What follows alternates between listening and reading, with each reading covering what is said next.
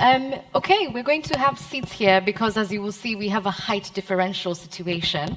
And the person who is going to be speaking to us is truly an icon, a German business executive and also a journalist himself. Currently, the CEO of media group Axel Springer, and he is the president of the Federation of the German Newspaper Publishers. Ladies and gentlemen, please put your hands together for Herr Döpfner.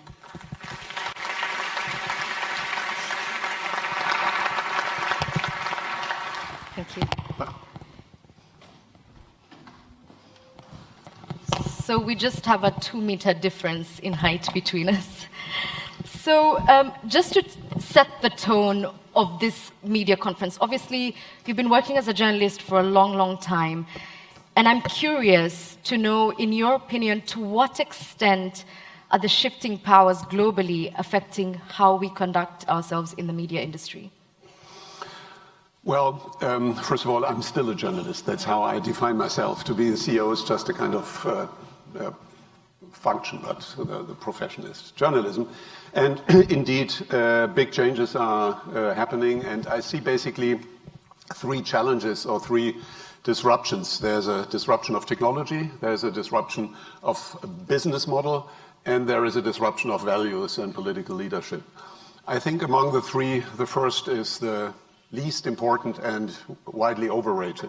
I mean, just because technology is changing and we have today better distribution possibilities than we used to have in the analog past, there is absolutely no reason for journalism to be more superficial or to be less critical or to be whatever, less relevant. Becoming more superficial?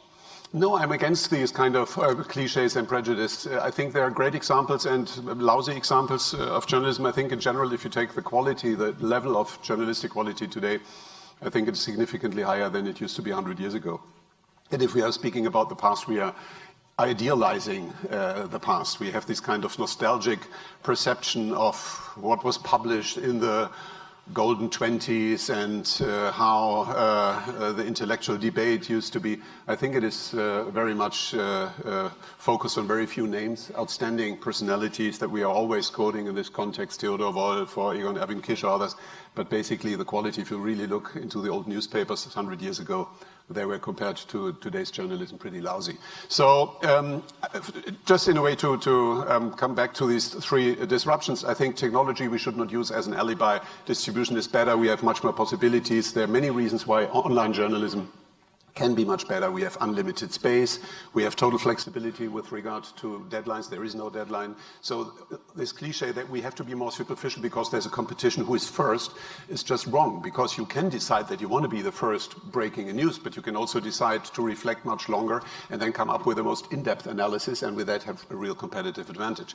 So I really think we should somehow stop this worrying or this kind of criticizing of technological change. It's a big opportunity, we should embrace it. The second challenge is more serious. Through the rise of big platforms that play an incredibly important role and have in parts a great business model because they benefit from content that other people produce at high costs, they basically take it for free, and that is true for video content, for music, for creative content, and also for journalism, for news. And the monetization goes to the platforms and very little is left for the content creators. That is a big issue, but I'm also on that front today a lot more optimistic than I used to be, because I think we are about to solve that. There are very constructive talks. The regulator plays a positive role in Brussels, kind of groundbreaking decisions. In the US, also the mindset is changing. And the whole discussion about data, who owns the data, I always thought and still think that the data can only be owned by the individual. They should not be owned by the state. They should not be owned by a company. The discussion about privacy, that's all very healthy and leading into the right direction. So I hope that this serious challenge of a kind of not intact business model for journalists is going to improve and is going to be solved in a couple of years. So that leads me to the third disruption and challenge, and this is among the 3 by far the most important, the most relevant. That is the kind of disruption of values, particularly of centrist values and political leadership. And with that, decreasing freedom for independent and critical journalists. I mean, if you look to the reports of Freedom House, 13 years in a row, freedom is declining globally. A majority of countries is in unfree systems. Year by year, new countries are joining the club of unfree or partly unfree countries, and pressure on journalists is getting higher and higher, and the number of journalists in prison, the number of journalists who got killed in the context of their profession is increasing. And that is not only a case for kind of developing countries. It is happening in the middle of Germany. If there is a demonstration on the streets, that police sometimes really pushes back journalists instead of helping them to do their work. So I really think we need to make sure that independent journalism, critical journalism, and journalists in general, while they are working, are supported by the system, and the system also means, of course, by all institutions dealing with security, including the police, the safety of journalists in a kind of physical sense, but also the intellectual safety and independence remains a fundament of free and democratic societies, and I think that is at the moment really threatened. Last remark, if you look to the kind of power, how it is distributed worldwide, then I see basically 4 levels. I see the centrist leaders. They are getting weaker and weaker, and there are fewer and fewer examples of really strong centrist leaders. So then you have the, I'm just concluding, then you have the kind of populists. They're getting stronger. Then you have the autocrats in Turkey and in Russia and in other countries. They are even stronger, and the strongest are the dictatorships, and nobody's debating what is happening in China. It's seen as a business partner, and nobody really takes seriously the fact that it is a dictatorship. So obviously, yeah, absolutely, media capture, a new phenomenon that we're now having to deal with. But going back to your third challenge, erosion of values, to what extent are we as journalists responsible for this erosion? That's a very good question, and I think we need to avoid all kind of hubris, because if we blame or if we are discussing the fake news phenomenon, we tend to think that is only because of social media exist, or new technologies, or new platforms, new forms of kind of people journalism. De facto, to a large degree, it is also homemade by professional journalists, and we are making mistakes every day. The structural difference is that if professional journalists make mistakes, they have to take responsibility. And how do we tell the difference between professionals and amateurs?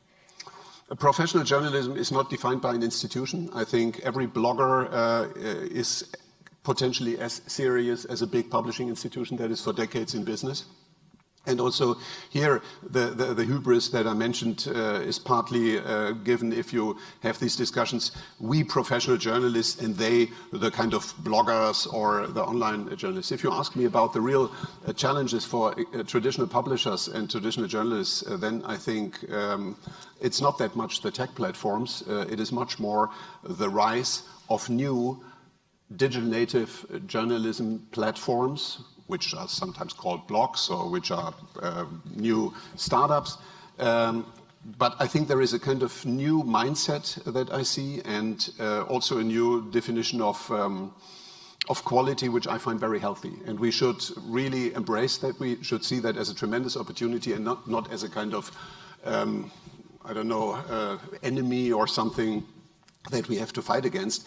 Journalism means trustful source and responsible source. Somebody takes responsibility of the truth for the truthfulness of what is published, what she or he has written or sent. And I think that's for me the definition, and that exists in all technological forms, and that exists in small and in big and in great and not so great. But that is the principle, and that should be defended. And that's the big structural difference to somebody who's spreading rumors or somebody who's spreading kind of propaganda for a political purpose or a company's purpose. So how do we survive, us as professional journalists, in this age where we've become the enemy, where the truth somehow seems to have alternatives? Well, we can only survive if we keep our relevance by constant efforts to get better, to be credible, and to work on the most important basis of our success, and that is trust. If people lose their trust, then we are lost. And you could say if a society as a whole loses trust to anything, to any institution, and to any form of facts. If facts are not something that people agree on, if each person, each institution has its own facts, then I think democracy is going to disappear. It simply cannot exist, because democracy is always based on discussion, on disagreement, but based on certain facts that are a collective given. And if that is not existing because everybody is defining its own facts, and we as journalists being responsible for the truthfulness of what we are doing and publishing, then I think society has a big problem, and we as journalists have an existential problem. But I'm not, I'm describing that. That does not mean that I think it's going to go into that direction. I think, if you'd ask me, am I a little more optimistic or a little more pessimistic? I'm a little more optimistic that it's going into the right direction. I'm glad you said that, because that was the final question, and I was a bit nervous that we would end on a pessimistic note. But it's in our hands. Yeah, we can decide and define it. Agreed. And this conversation is going to continue. This was just an appetizer. I hope you enjoyed that. Herr Döpfner, ladies and gentlemen.